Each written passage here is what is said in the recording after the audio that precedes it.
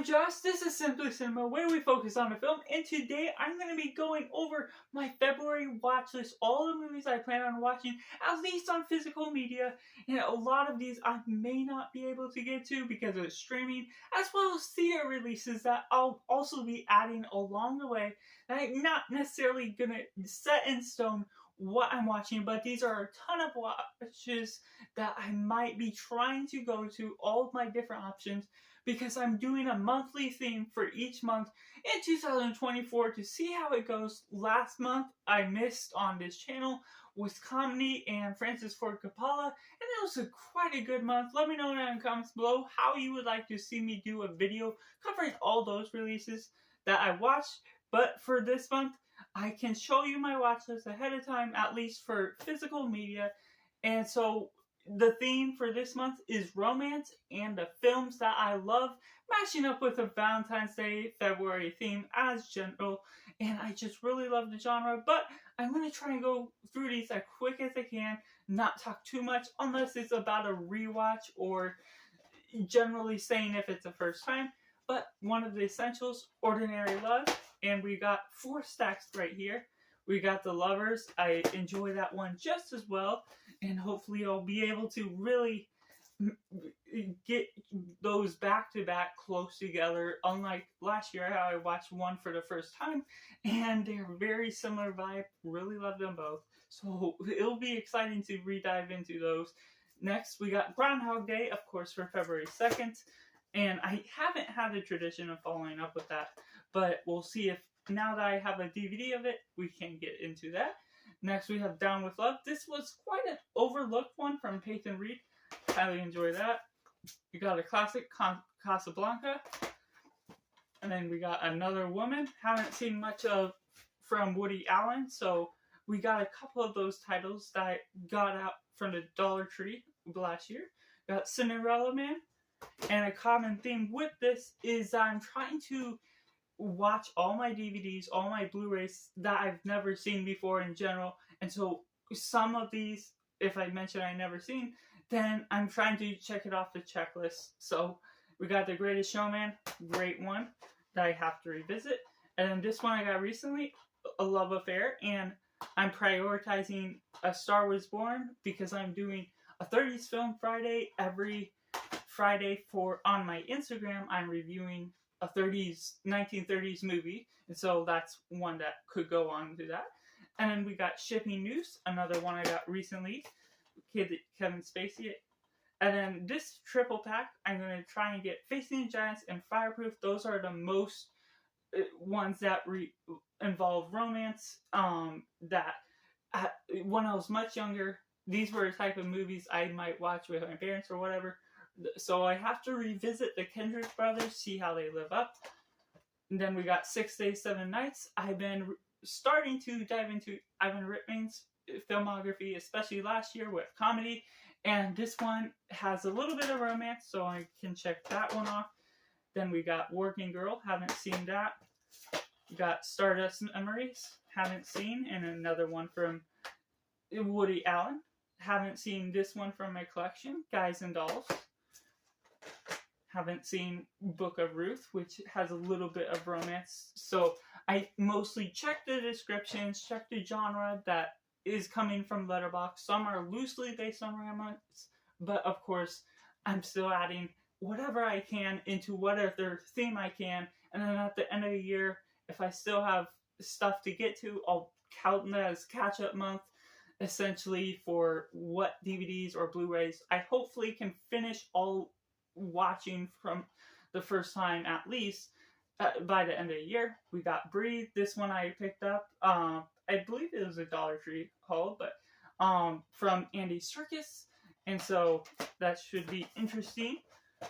And then following up, we have another Ivan Reitman with No Strings Attached. That was in comedy month, but gotta pull in some that I missed out on and pull in the same theme. I saw Easy A last month, so we got Friends with Benefits and The Bounty Hunter that still goes. Hopefully I can watch those two to finish off this pack for Romance Month. And then we have Footloose. I heard it has a little bit of romance, so whatever I can pull in because I haven't seen that one before. And then the next pile I'm going into was recent library picks up. You can rent, or yeah, essentially check out 20 at a time. And I already watched a few that were meant for this month, but we got The Kingsman with Matthew Vaughn as the director, and Argyle, his new movie Argyle is coming up. I'm going to try and rewatch some of his filmography, even if it isn't romance. We got The Majestic, I believe the last from Frank Darabont I need to see.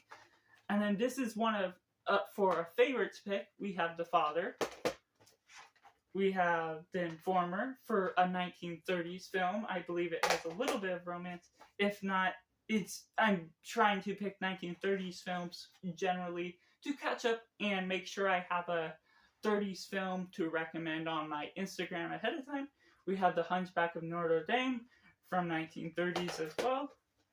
And we have a romance, Romeo and Juliet. This one was from 1968. I haven't watched much of them at all, if at all recently. We have The Angels Have Wings, a little bit of romance, but also a 1930s film. And then this was a strong recommendation at the beginning of the year. It Happened One Night for my 1930s collection. And then we have The Red Shoes. I've heard so great things about this, and mostly for romance, but I was surprised to find it in general, and it'd be a fun watch.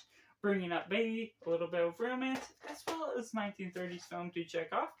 And then we got a rewatch, Before Sunset, Before Sunrise, and Before Midnight. I need to pick up the Criterion set, but I'm glad my library does have it, so I can watch that in general still. And then we have Changing Times. This is a foreign film.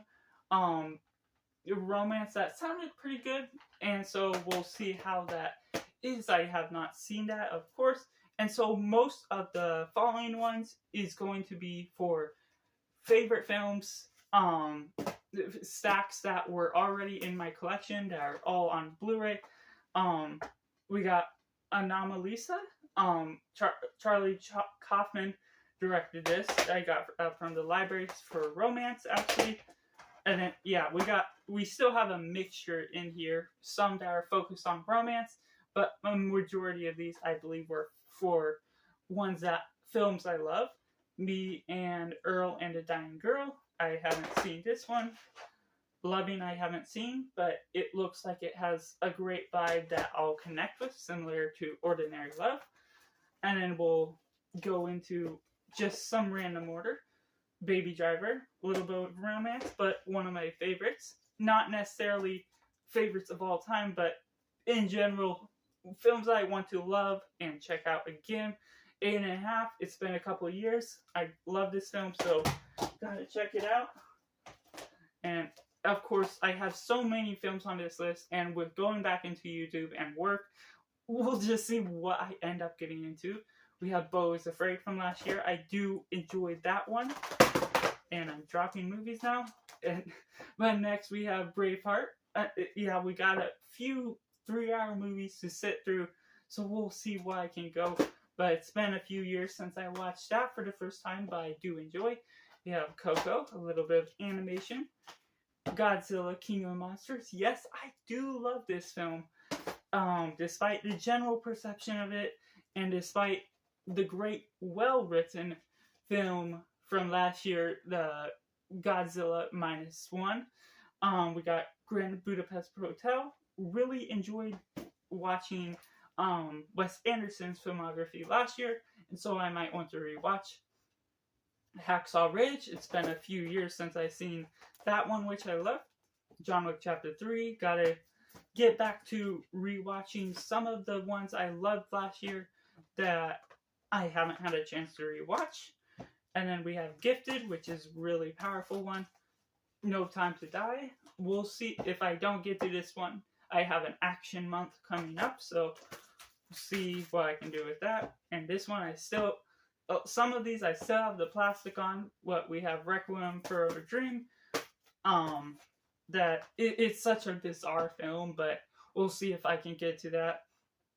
Saving Private Ryan, one of my favorite war films.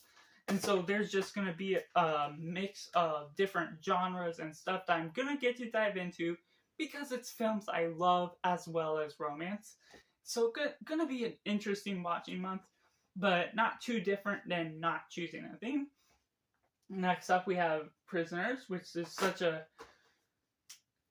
just a film that goes all over the place, but it's really psychotic and goes into psychology, so it's going to be very fun to re-dive into that one. 1917, I haven't watched this since the theaters. I have the Blu-ray, so it'll be interesting to re-experience that for the first time at home. And we got Fight Club. It's been a few years, but I do love that one. Ex Machina. Excuse me, I'm starting to talk so much that I'm losing my voice. We have both of the Kingsman movies. The first two, I picked this up recently, but did not. That's why I had to check out the Kingsman, the third movie, from the library so I could get into that. It's been a couple years since I've seen the Terminator movie, so I'm adding 1 and 2 to the watch list. Not necessarily the rest of them, especially with how much I have on my watch list. We got V for Vendetta. It's been a few years. And that's the common trend, is trying to watch the favorite films, not just the ones I love in general and want to watch all the time anyways, but ones that I love, but it's been a while. And so this along the same lines, we got Warrior, and then a little bit of a collection, but we got Star Wars. I love this franchise. I'll probably not watch all of these with all these other movies, but maybe at least watch A New Hope, as well as Star Wars The Last Jedi, because if you know me, this is one of my favorites of all time. So that's definitely one of the more priority, if along that sort of section of my movie theme months. We got Grand Hotel. We got some sealed from Dollar General still. We got The Edge of 17. That's a little bit of romance. We have The Great Gatsby. And yes, I haven't watched those three. We have Amour, which is a really good one that I have seen. We have Barry Lyndon, really one of my favorites. And then we have Eternal Sunshine of the Spotless Mind, one of my favorites, and the one I have seen, and a bit of romance. And of course, I've seen La La Land, one of my favorites, and need to dive into that one again. I have seen it a few times. Mulholland Drive, it's been a couple years, and it's one of my favorites, and it's a bit of romance as well. And then one I haven't seen, Paper Towns, again, another Dollar General one. I'm ending up with some of those that were cheap, but I just haven't dived into before, because that's how physical media collecting goes sometimes. You just set them off to the side because you keep buying more, and then watch them on streaming as well. And then we got Perks of Being a Wallflower. It's been a little bit since I've seen this, but I really do enjoy. And then we got Sabrina, which I've never seen before. Haven't seen much with Audrey Hepburn, so that will be interesting to start experiencing some of her filmography. Then we got Punch Drunk Love. I do enjoy this one.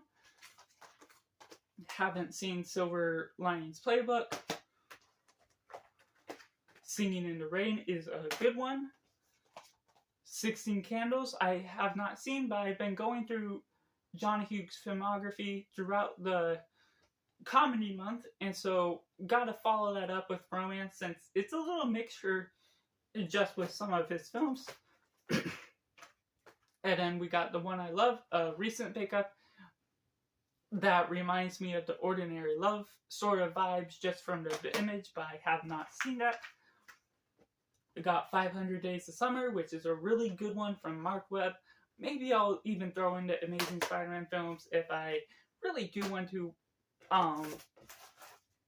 rewatch those, because they're some of my favorites, as well as have a little bit of romance, even if it is more superhero filled. And then a couple more that I have not seen ever before. The Notebook. Yes, I've never seen The Notebook before, as well as Time Traveler's Wife. And so that is everything, or not everything. I'm going to see some on streaming, some in the movie theaters. And let me know down in the comments below if there are any suggestions you have for romance genre films that you have for me, I might try and prioritize it, even if either I have them in the collection or I'll try and find it on streaming to showcase and talk about next month, give my opinion.